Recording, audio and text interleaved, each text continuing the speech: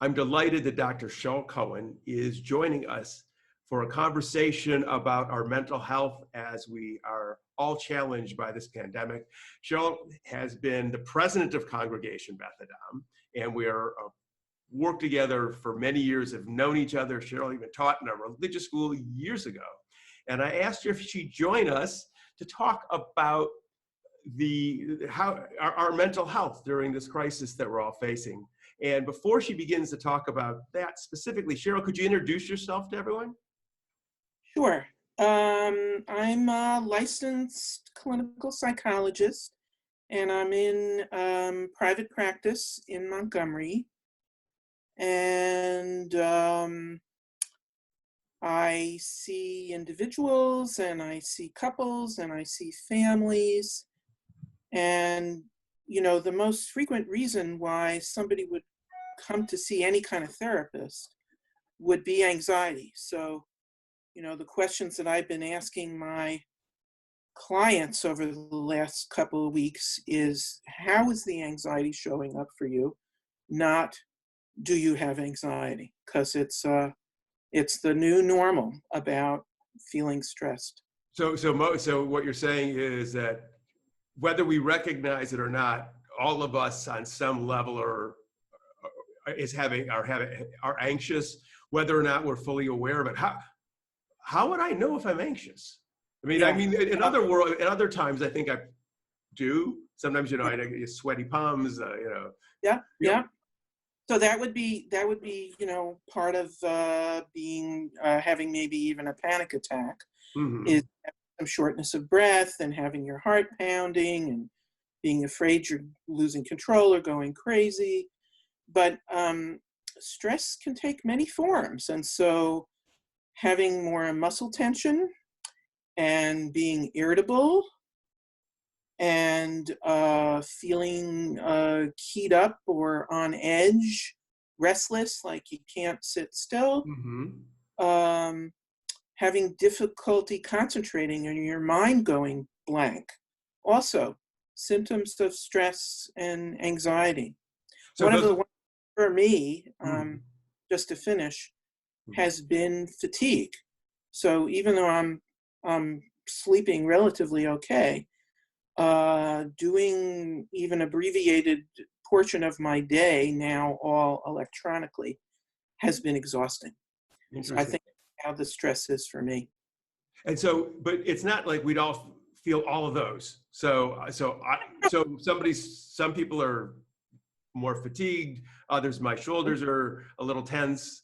Others, so and how would we? So should we take an inventory? What do you recommend? How do we begin to think about? Well, yeah, you could go and you could Google symptoms of anxiety, and I'm hopefully sure make me more anxious. I actually don't recommend that really. So, however you're feeling that things are not normal, it also could be racing, very negative thoughts. So I'll give you an example of this. I got a call from my son, a bar mitzvah from a long time ago. Right. He's 32 now.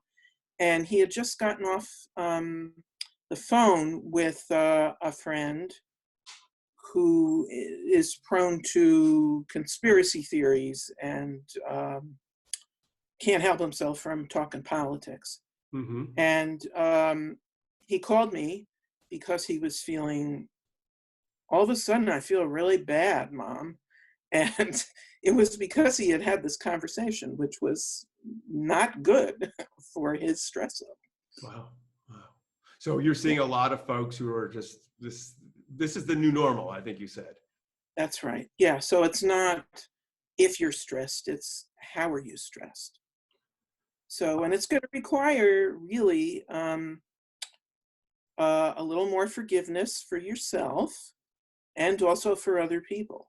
So getting frustrated, one of my challenges has been getting up on a HIPAA compatible platform and trying to help people tune into the link and all that. And it's been frustrating sometimes for me and for them to get a good connection and all that. So, yeah, I have to be a little kinder to myself, which isn't a bad thing to do anytime.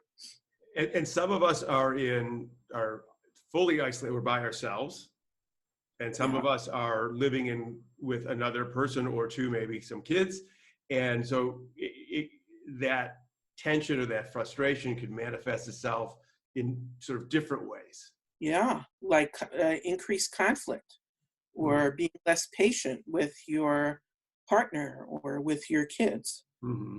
So, given the benefit of the doubt comes in really handy. So given that the new normal is anxiousness, given that we have this multiplicity of possible ways that it's going to manifest itself, from irritability to sleeplessness to physical shoulder tension to any number of things, what do you recommend? Okay, well, here's how I've been thinking about it for myself, and I've had many conversations with clients. Although I guess I should put in the disclaimer that this shouldn't our conversation today shouldn't be taken as therapy. Right. Uh, but I think accessing your resources, both internal and external, is really important at this time. So um, I think being able to create a schedule given your new normal, and here in Ohio, we're sheltering in place and only going out for very essential things. And so, if you've got kids, you've got kids at home. So being able to create some kind of healthful routine is going to be really important. I Mm-hmm. think there's 4 different domains that you got to tend to: the physical, Mm-hmm. the mental, the emotional, and the spiritual. Okay. Could you sort of So, break those out for physical, us? yeah, yeah. So, physical, here's where dog owners are at an advantage, because if you're going to go out and you're going to walk your dog, then you're going to get your body moving during the day. So, sitting at my desk chair all day, I gotta get up and stretch or do some yoga just to maintain my back for the next session. Mm-hmm. So I've also discovered that YouTube is such an incredible resource for those of us that can use a computer. And there are exercise videos, there are a bazillion yoga videos, all kinds of stuff where you can actually kind of get some sense that you're doing it along with the instructor or maybe even with a class. So doing physical, that's the physical domain. Right. So I'm taking walks, and I think because I tend to I like going to the gym every morning, and our gyms are Oh, closed. So I'm yeah, taking a long walk. And today, in fact, I said, okay, I'm going to start running. And I haven't jogged and run outside in forever, it feels yeah. like, and feeling it a little bit. But I'm glad I did it because for me, Hmm. that exercise is really important. So physical, whatever your body can tolerate, Hmm. multiplicity of ways to do it. Uh, Great. Okay. And then Okay. mental, I think was the number. So mental. So some of us, like myself, have the benefit of being able to find ways to work from home. I'm actually in the office, but by myself because I'm seeing everybody electronically. So but again, even if you're gonna like balance your checkbook, if you still have one, What's a that would, I guess I'm betraying my age. right. Um, that is, that's something that requires focus and concentration, and putting little projects, clearing up your papers, and uh, doing those sort of things. There's also lots of stuff on the computer about brain games and word puzzles, and I think the New York Times has their crossword Mm-hmm. online. And so, and even though we've gotten an extension, if you haven't done your taxes, would be really good to start doing those, and make a little reward for yourself after you've spent some time focusing. So the idea of that we use our minds, that we focus, that we force ourselves to be focused, be use our analytic abilities, our executive reasoning skills. Yep. There's value in that, and it's Exactly. Exactly. okay. So emotional. So emotional, talking with friends on the phone, using social media. Um, When you say social media, what you mean things that will connect us with other people, not just spending our yes, time reading people's yeah, Twitter feed. Get it. not lurking, but actually relating. So I've never really liked using FaceTime up until the last few weeks, and now it feels good to be able to see the person on the other end. Right. Here's another thing that I discovered for emotional for myself is in the last few years, I've really come to like poetry. And so not only do I have to use my mind and read the poem, but it also evokes.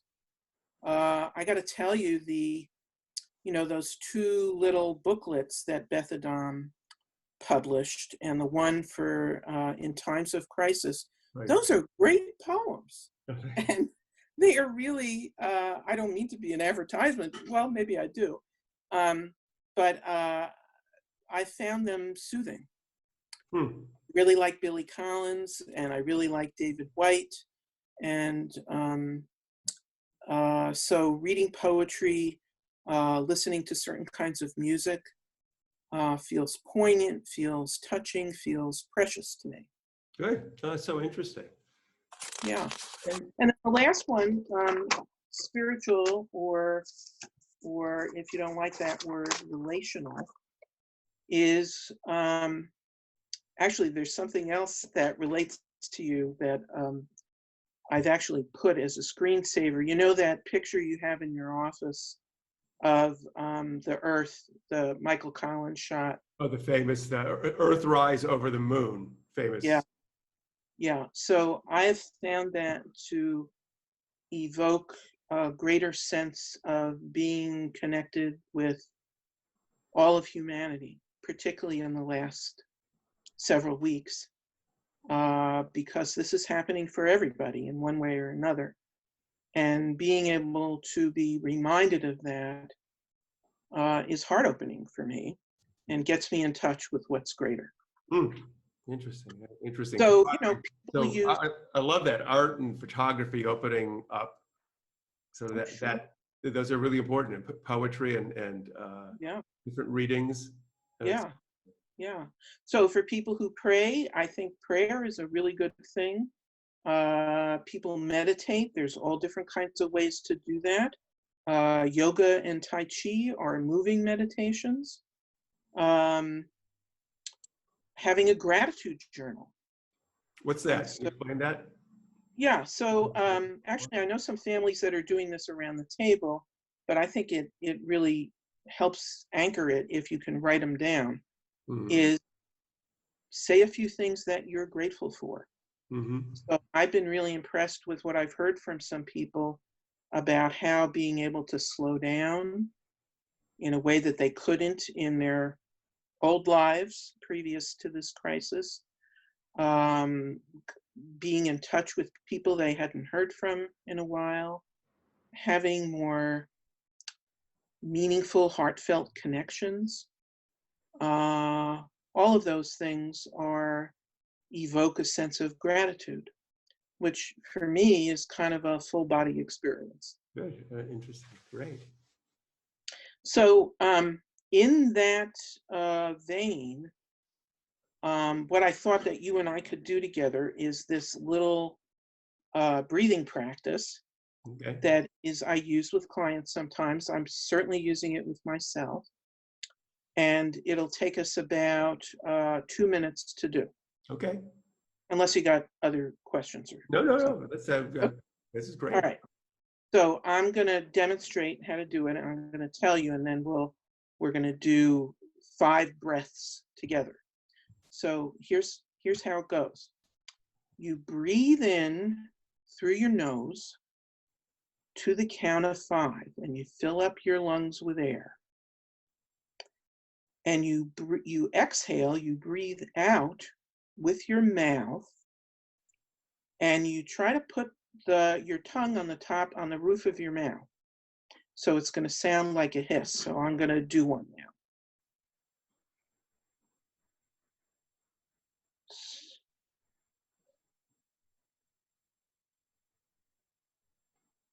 So it's remarkably simple, and we'll see if anything different happens at the end of 5 breaths. So you can go your speed, and I'll go mine. I'll count out for the first one. And then I would suggest everyone who's watching try to do this with us too, so that it's not, you're not just watching us breathe, we're all sort of together. Yeah. Okay, so ready? Anytime you want to start. Breathing in with your nose.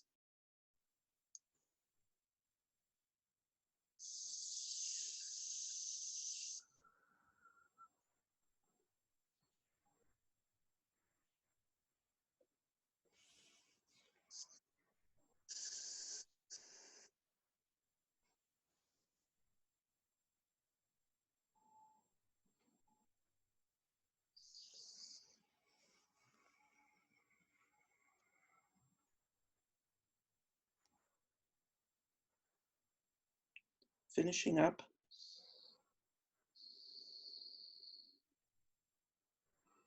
And then just feel your feet inside your shoes, and feel your body being supported by the chair or whatever you're sitting on, and feel the front of your face. And you can slowly open your eyes, letting your eyes get adjusted to the light. So, do you notice anything different? A little more still, I guess is the word. Not so, I think anxiety is, if anxiety is quivering and like a shimmer, Yeah. it feels less shimmering right now, a little less still. Yeah. Yeah. Great. So what I notice, and it works every time, and actually, you can do this without other people knowing that you're doing it. Who knew that my grandmother's saying, take a few deep breaths? That turned out. Yeah, the same grandma, I think. Yeah.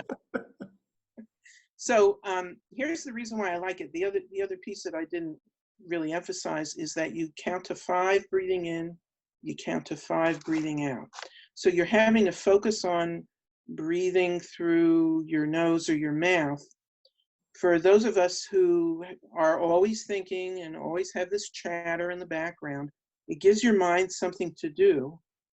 And what you're doing actually is you're relaxing your whole nervous system. And so when I do it, I feel less tension in my shoulders. Actually, I feel less tension in my lower back as well. And it always changes my state. So I feel quieter. And I even notice that my voice is a little softer. And so it's good. That's wonderful. And I know, so this is great. So everyone can do this at home. I also know that Rabbi David Burstein has recorded, and we've posted on a meditation page. It's on Beth Adam's website, bethadam.org. Meditations, guided meditations that you could follow. And those are about 5-ish minutes long. He's actually working on a couple for the kids right now.